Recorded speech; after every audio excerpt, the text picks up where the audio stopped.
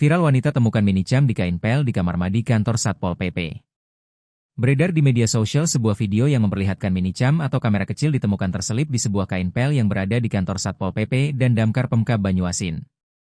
Diduga benda itu sengaja disembunyikan oknum tidak bertanggung jawab di balik kain pel yang tersangkut di dalam kamar mandi. Kejadian ini sontak membuat orang yang masuk kaget.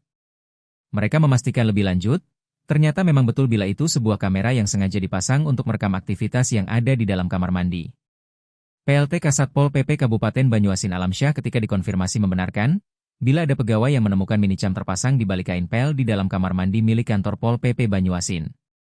Menurut Alamsyah, tidak ada CCTV yang dipasang di dalam kamar mandi kantor Pol PP Banyuasin.